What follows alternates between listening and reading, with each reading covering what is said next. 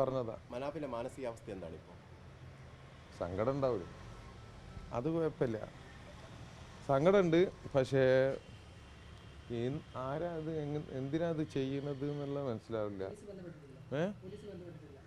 ഇല്ല, പോലീസ് ബന്ധപ്പെട്ടിട്ടില്ല. കലാപാഹനടക്കം ഉള്ള വകുപ്പുകൾ ചുമത്തി മനാഫിനെതിരെ കേസെടുത്തിരിക്കുന്നു പോലീസ്. കേസെടുത്ത കാര്യം ഞാനിപ്പോൾ ഇപ്പോൾ രാവിലെ അറിഞ്ഞത്. എന്ത് വകുപ്പിലാണ് കേസെടുത്തത് എന്നുള്ളത്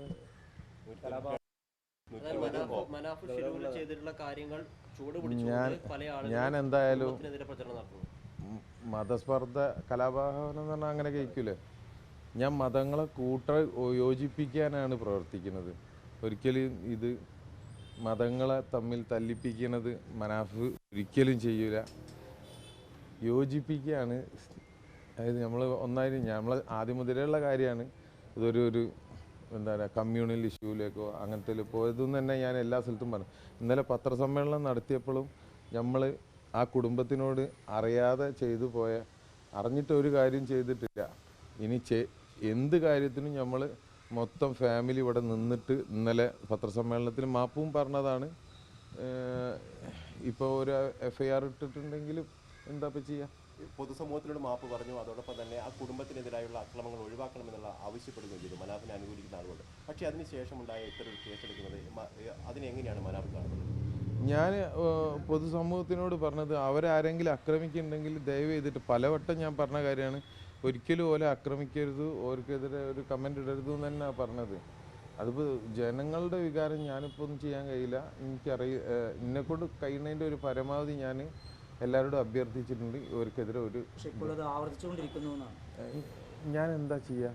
അതിനിടയ്ക്ക് സാഹചര്യം താങ്കൾ പല ചാനലുകൾക്ക് നടത്തിയ കമൻറ്റുകൾ അല്ലെങ്കിൽ പ്രതികരണങ്ങൾ ആ ഒരു വൈകാരികതയാണ് ഇതിനിടയാക്കുന്നത് എന്നുള്ളതാണ് പരാതിയിൽ പ്രധാനമായിട്ട് പറയുന്നത്. എന്ത് പ്രതികരണം അപ്പം ഞാൻ ഇവർക്ക് എതിരെ പറഞ്ഞത്? ഞാൻ ഇവർക്ക് അനുകൂലമായിട്ടാണ് ഈ സമയം വരെ നിൽക്കുന്നത്.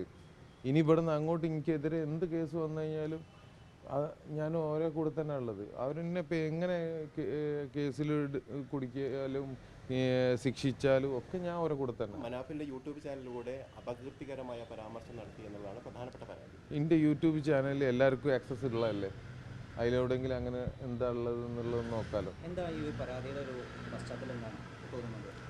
അറിയില്ല, ഞാനൊന്നും അറിയില്ല. ഞാനിപ്പം ഇന്ന് രാവിലെ അപ്പം അറിയണത് എനിക്കെതിരെ FIRും കേസും ഉണ്ട് എന്നുള്ളത്. മാപ്പ് പറഞ്ഞ് ഏറെക്കുറെ എല്ലാം അവസാനിച്ചതായിരുന്നു എന്നാണ്.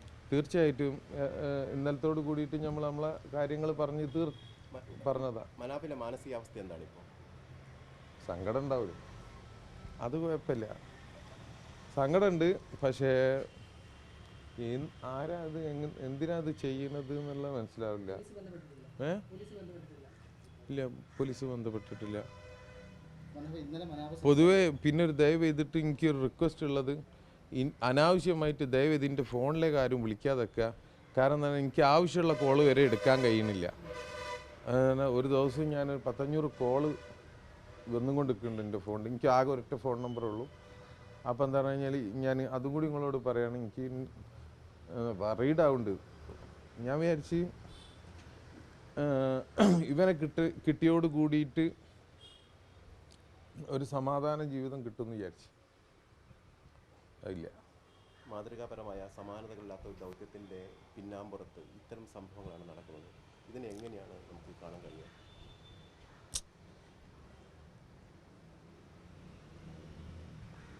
അറിയില്ല. ഇനിയിപ്പം ഇതിൻ്റെ ഒരു നിയമ നടപടികൾ എങ്ങനെയാണ് മുന്നോട്ട് പോകുന്നത്? അറിയില്ല. ഒരു ഒറ്റ കാര്യം കൂടെ നടക്കാം. ഇന്നലെ അങ്കോള പോലീസ് കേസ് രജിസ്റ്റർ ചെയ്തു. താങ്കൾ വൈകിട്ട് പറഞ്ഞു നിയമപരമായി നേരിടുന്ന കേസ് വരട്ടെന്നാണ്. പക്ഷേ ഇപ്പോൾ താങ്കൾ വൈകാരികമായി തന്നെ നിൽക്കുകയാണ്. താങ്കളുടെ മാനസികാവസ്ഥ തന്നെ ഇപ്പോൾ പ്രകടമാണ്.